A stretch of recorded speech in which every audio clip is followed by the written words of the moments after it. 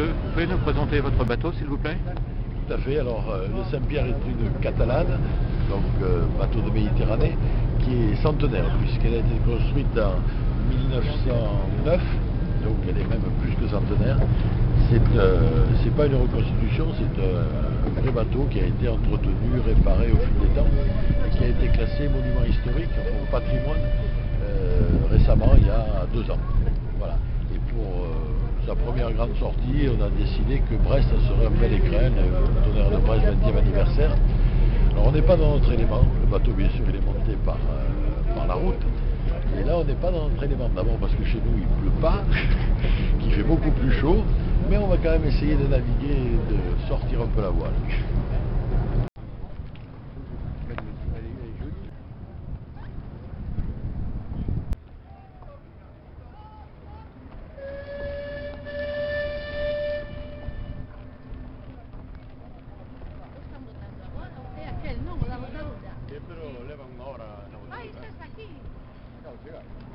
D'où venez-vous, monsieur?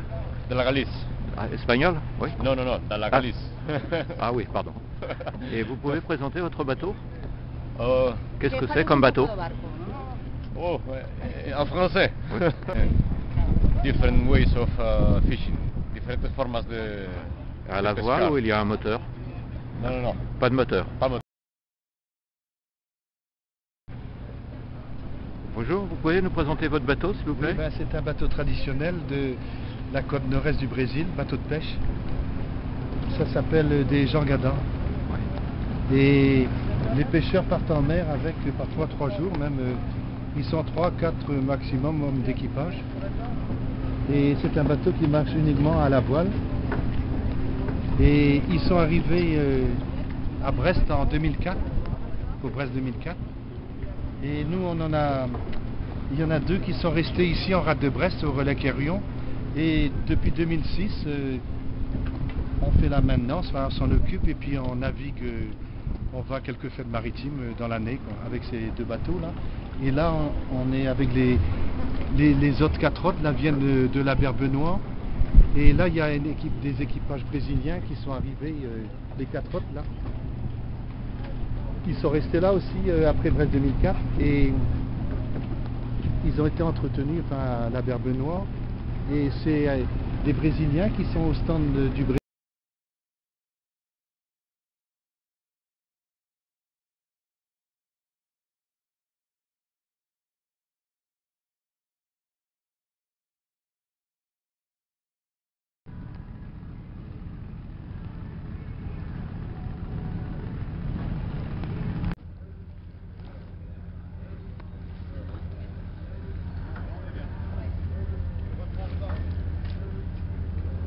Excusez-moi, vous pourriez nous présenter votre bateau, puis nous dire d'où vous venez? Alors, on ne vient pas de... Le bateau, c'est une jonque de la baie d'Along. Ah oui. On ne vient pas du Vietnam. On vient des rivières de Taoulan. Ah oui, d'accord. Ah, oui. Ah, oui. Non, en fait, c'est un bateau qui a été amené par des Vietnamiens à Brest 2008. Oui, Il a oui. été construit spécialement pour Brest 2008. D'accord. Et ensuite, il s'est retrouvé dans une vasière un peu abandonnée. Ah oui. Il a coulé. Et après récupération, j'ai refait en jonque de plaisance, en jonque classique à 3 mâts de chez Oui. Ça va être un bateau très sympa. Et vous avez eu du mauvais temps pour venir ici? Ah oui, non. Ça se voit, hein, je crois. Surtout la dame là. On a été très secoués.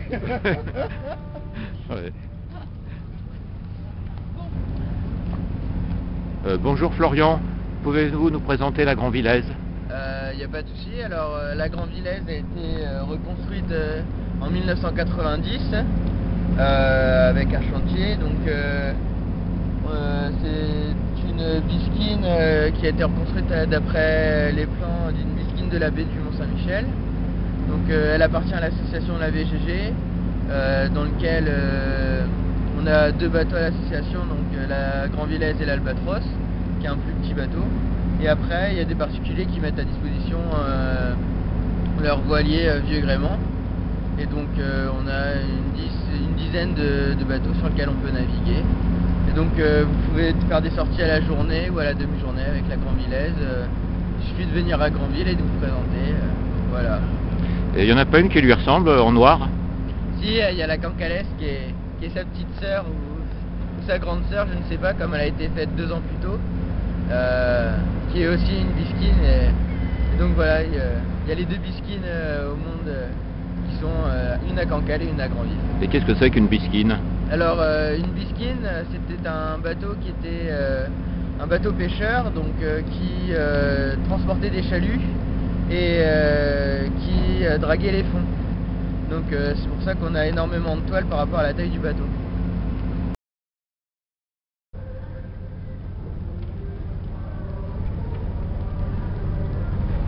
Hello, yeah. Can you tell me of your boat, please? Yes, I can. This is the old fishing vessel. It's built in Norway by a boatyard with a name that I cannot pronounce. I will try. It's like Knjallen. Dat is Norwegisch, and I can. Yeah. In Bergen, it was built in 1907. I have to speak standing there, written on the ship. So as I told you, it was a fishing vessel, and it was equipped with sails then. And then after a while, the steam engine was coming up, and they equipped it with a steam engine and smaller sails. The sails were then mostly just to make the boat not rock so much. And then after that, they put in another engine, a BMW Alpha diesel, 400 horsepower. Half the ship was full of engine, probably the same as with the steam engine. And then it was fishing for another few years until that engine also was so old that nobody wanted to work with it. And then it was sold, and a friend of mine bought it, made plans, and took it apart, took everything that had to do with the fishing off the ship. And then something went wrong in the financial plan, and they stopped. It was laying around for 4 years, and it looked like a big dustbin. And there was no deck in it anymore, and everybody was parking alongside to throw the rubbish in it. And then I bought it. I was working on it for about half a year to empty it. In those days, I was working almost on my own. And in 3 years, I built it into a 2-mast schooner. And then after a couple of years, we put on the 3rd mast and changed the rig into the gaff rig that we have. Bienvenue pour cette première journée des Tonnerres de Brest, journée dédiée aux 20 ans de la fête et des bateaux des côtes de France. Quelques rendez-vous à ne pas rater aujourd'hui dès 11h30, la mise à l'eau de la Gabarre, la Fée de l'Aulne, sur le quai Malbert face au chantier du GIP.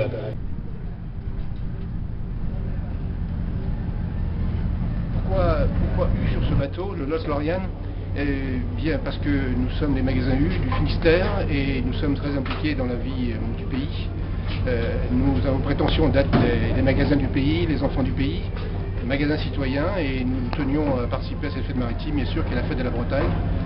Et nous nous sommes associés avec tous les associés U du Finistère, les patrons des magasins U du Finistère, pour parrainer ce bateau pendant une semaine, enfin plutôt la durée des fêtes.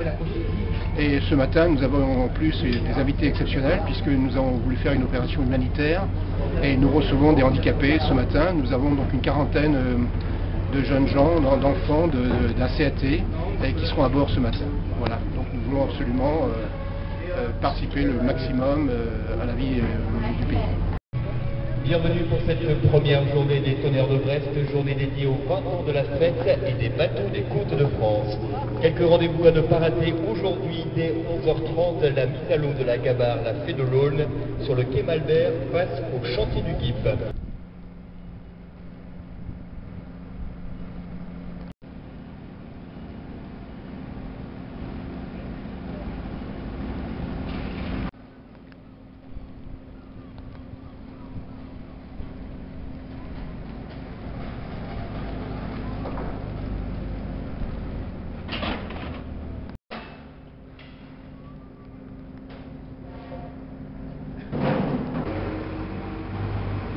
Bonjour monsieur, pourriez-vous nous présenter le chantier naval du GIP, s'il vous plaît? En quoi Oui. Vous êtes là dans nos ateliers de Brest. Le chantier d'équipe est un chantier de construction de bateaux en bois. Bois classique ou bois moderne. Quand on dit bois moderne, c'est bois moulé ou contreplaqué. Installé à l'origine à l'île aux Moines, sur notre premier site, et aussi à Brest pour la construction de l'Arc de France lors des fêtes maritimes de 92. Et le chantier, depuis, est resté à Brest et est spécialisé dans la restauration des voiliers du patrimoine, des yachts classiques et l'entretien de toute la flottille des bateaux en bois. Là, vous êtes par exemple devant la goélette Oshi. Derrière moi, il y a la goélette Oshi, qui est une goélette Nicholson en restauration. C'est un bateau qui partira ensuite en Méditerranée, un grand yacht demandant énormément de travail.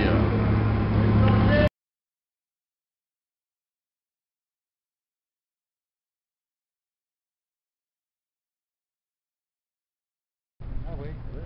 Ah oui, il est au-dessus de l'eau, dis donc. À quelle heure ils font ça?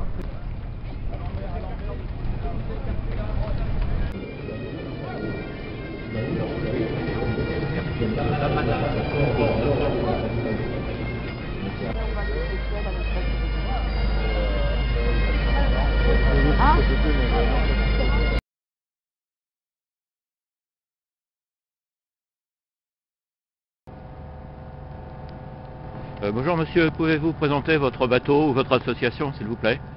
Alors donc, ce bateau-là, c'est une copie d'un bateau de 1912 qui naviguait donc en baie de Saint-Brieuc, son port d'attache à Erquy, donc dans les Côtes d'Armor. On l'a reconstruit, fait reconstruire en 1994, et c'était un bateau de charge, donc un bateau qui transportait énormément de pavés de grès rose, pas de granit, du grès rose, 40 tonnes, et qui le déposait dans tous les ports où bien sûr il y avait besoin de faire des routes, et ça allait même en Angleterre. Et en échange, bien sûr, le bateau ne pouvait jamais naviguer à vide. On revenait par exemple avec 40 tonnes de charbon, de captif, c'était son lest. Donc l'association va fêter ses 20 ans cette année.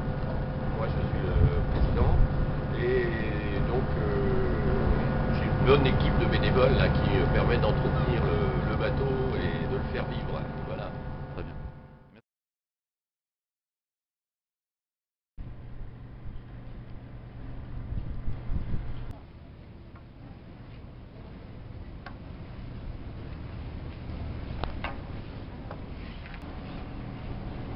Bonjour Monsieur Escoffier, vous pouvez nous présenter votre bateau, s'il vous plaît?